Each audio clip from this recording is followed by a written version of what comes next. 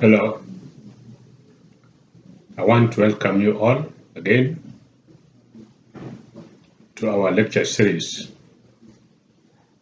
Today, we want to look at research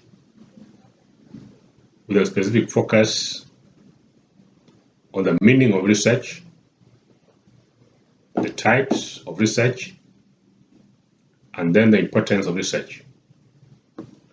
Research, as you know, is an important area, especially for students and scholars who are undertaking their advanced study. Basic knowledge of research is normally a prerequisite for students of higher education. That is why knowledge of research and the teaching of research is an essential part of nearly each and every program that students pursue at the institutions of higher learning. So I want all of us to pay some attention so that at the onset we are able to understand why research is undertaken and the various types of research that we may be exposed to or required to undertake in future, either as scholars or as students pursuing further studies. Welcome.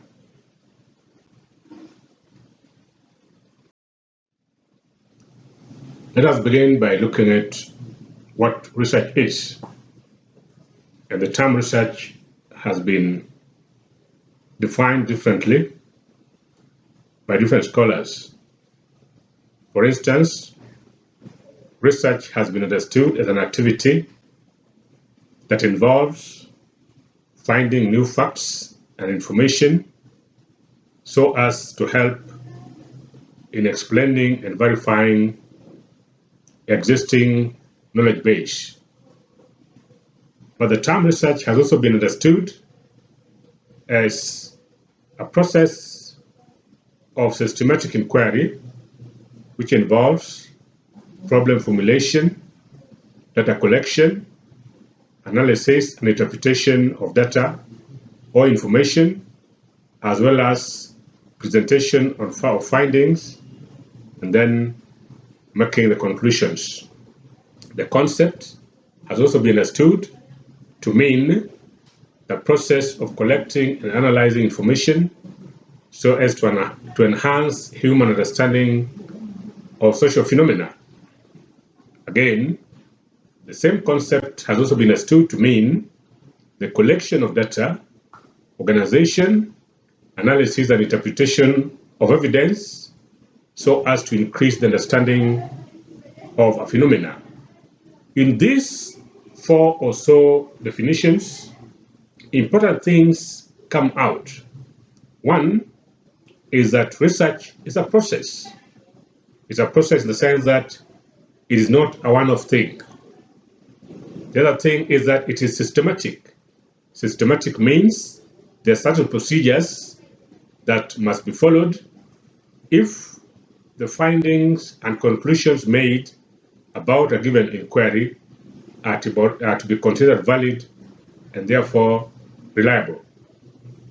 But research also means, or rather from the definitions, the concept research also involves collection of data, analysis, as well as interpretation of data.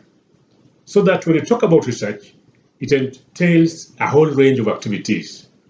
But one important thing that we must bear in mind when we are defining research is that first, there must be an issue that we want to investigate. And that issue is what we call problem.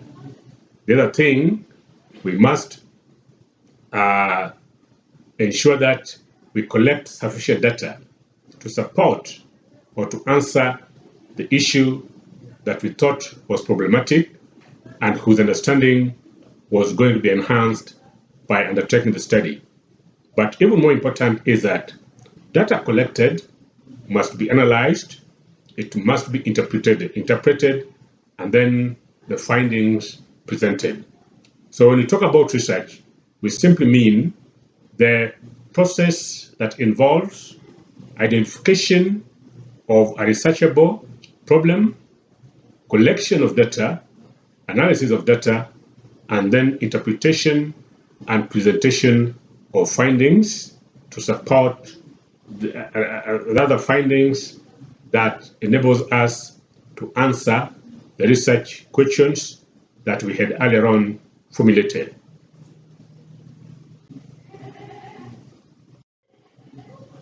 Having understood what is meant by research, I want us now to understand some of the types of research that are available. Researches are quite numerous, but they can be grouped into a few. The groupings that we have here may not be exhaustive, however, they remain the major types of research. One type of research is called pure or basic research. And this type of research is one which is designed to investigate and gain some insight into a problem so as to provide a logical explanation as well as a conclusion.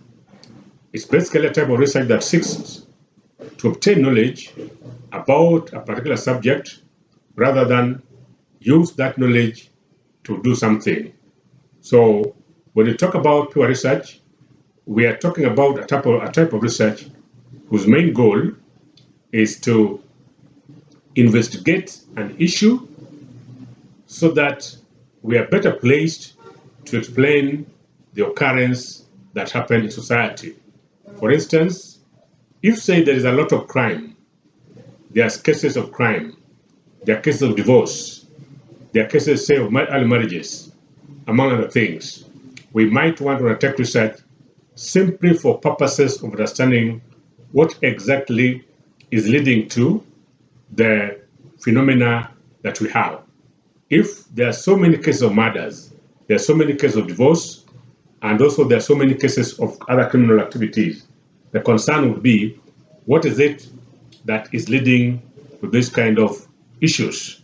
So when we talk about research, we do research for purposes of discovering knowledge that enables us to gain a better insight or a better understanding of the issues that exist in society. So the purpose of pure research is simply to enable us gain knowledge and develop a familiarity with what is going on. That is basically the purpose for which this type of research is done. It is not a research that is designed to carry out so that you understand an issue for purposes of addressing that issue. No. At pure or basic research level, the concern is a better understanding of what is going on. Once sufficient knowledge is made available, and therefore we are in a position to fully understand and account for what is happening, then that becomes the end of pure or basic research. Another important type of research is called applied or decisional research.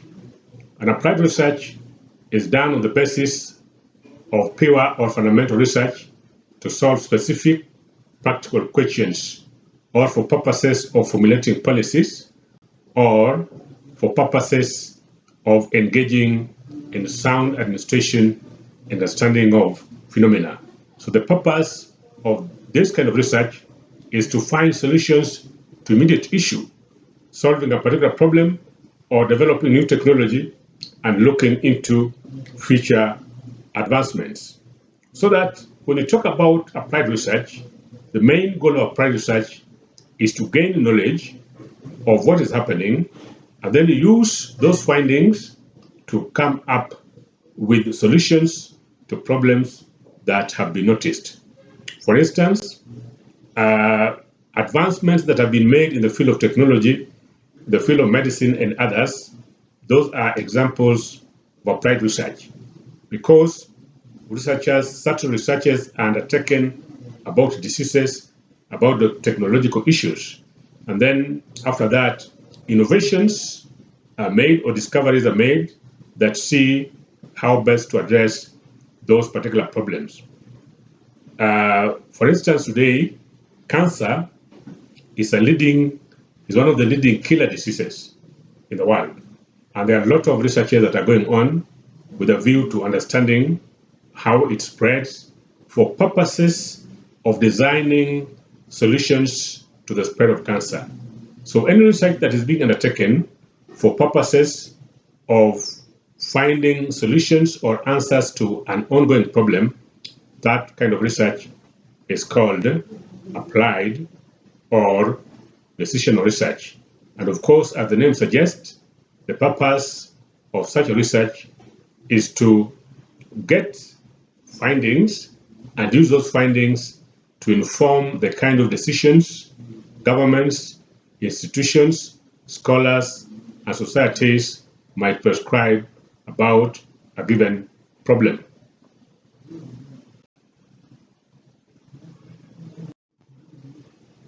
The other type of research is called exploratory research. And the exploratory research is one that is used for preliminary investigation of a subject that is not yet well understood or sufficiently researched. This type of research serves to establish a framework of reference and a hypothesis from which an in-depth study can be developed to enable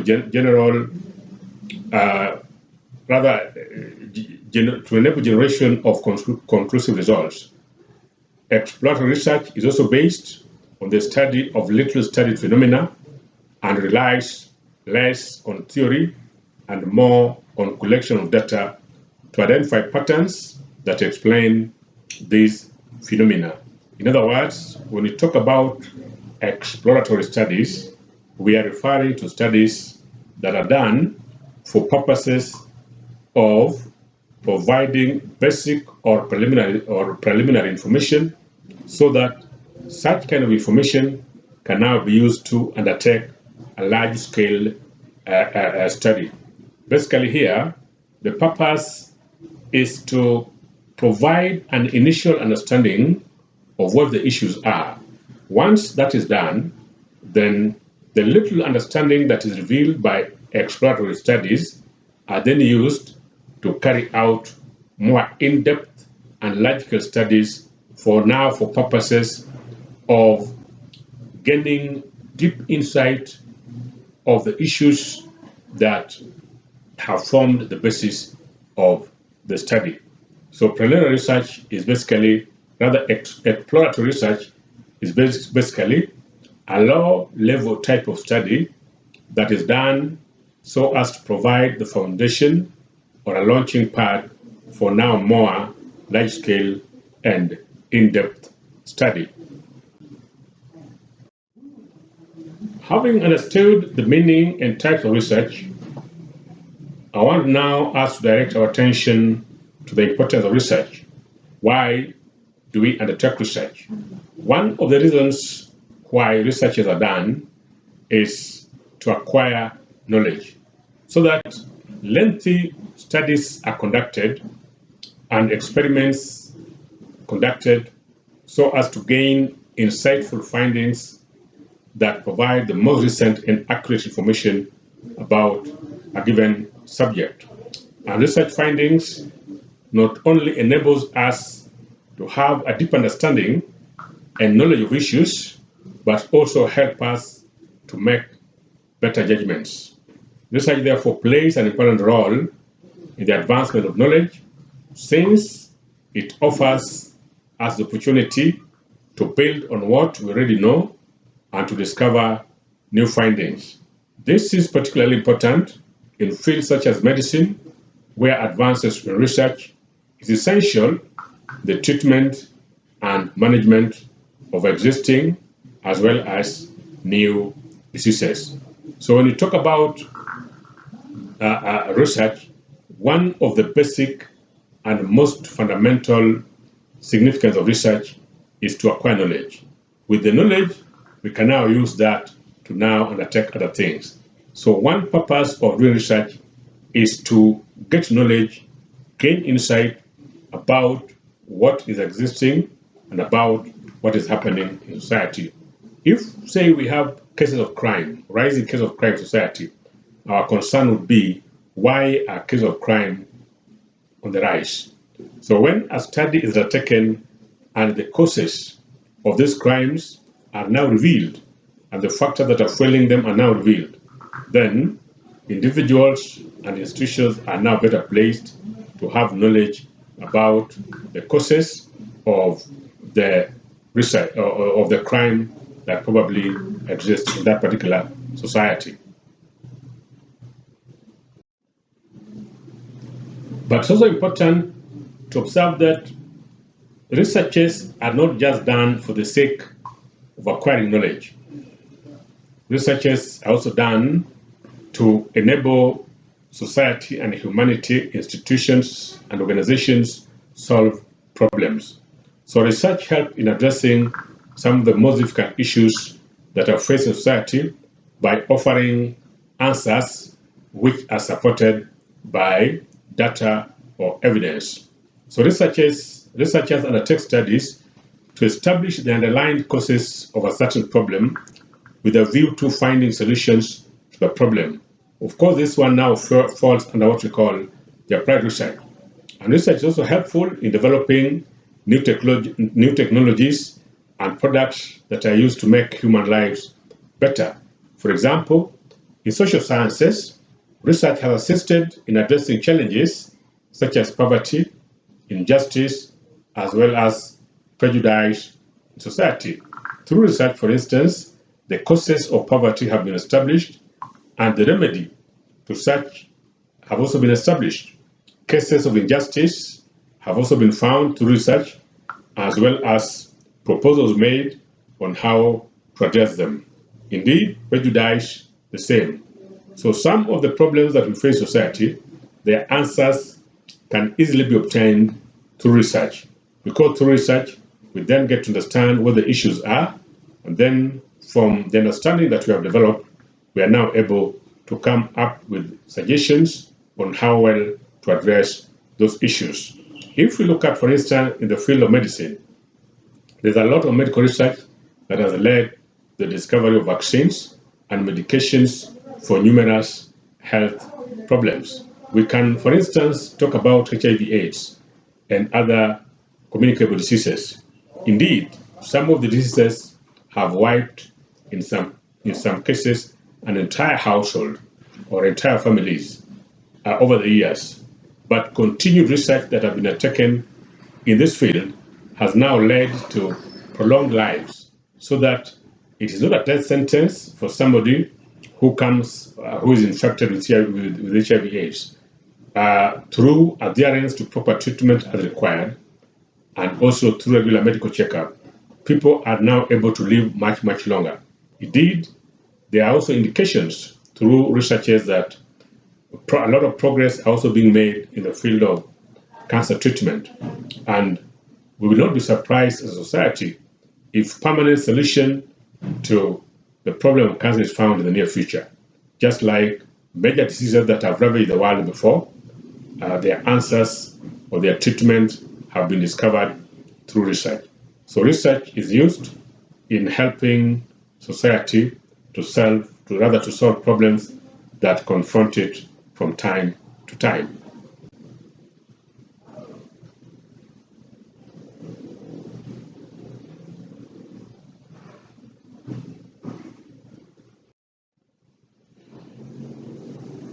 But we also undertake research to facilitate decision making.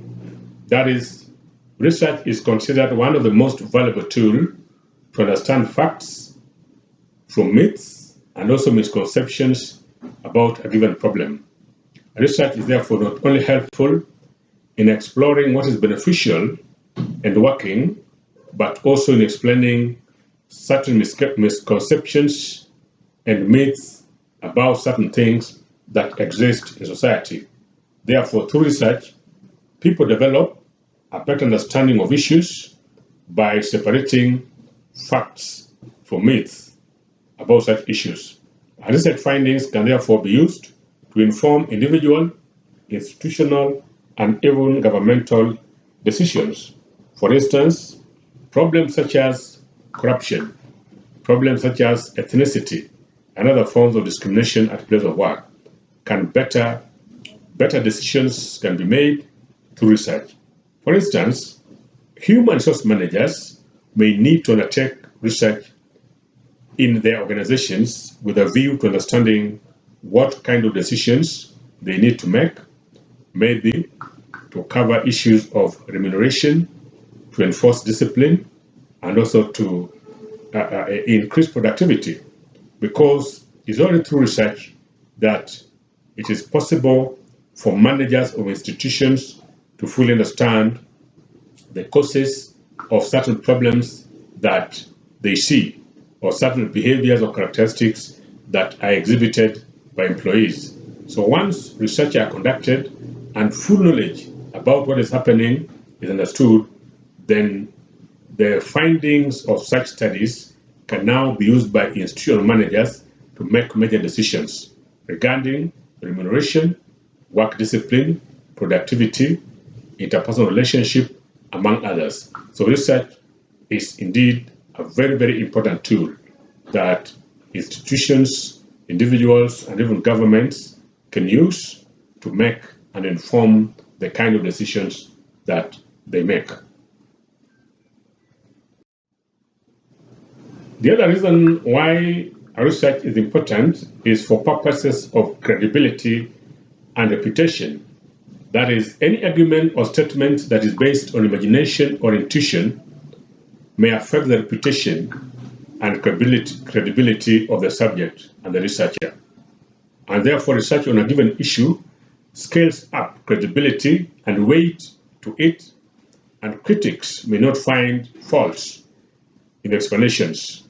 Research also provides the basis and evidence that support a given theory or intellectual standpoint. And research builds a solid foundation where novel ideas are studied, experimented, and explained to the public, policymakers, as well as the academia. Indeed, if today somebody were to make a wild statement, for instance, that there's a lot of cases of drug abuse, say among the youth, among students, or among any segment of the population, the next question that one wonders is, where is the evidence that supports such? And therefore, the credibility of the information that is provided without research comes into question. So one of the ways through which the credibility of information that's provided is enhanced is by undertaking research. Because research will provide facts, and such facts can be used as evidence to support any position that has been taken.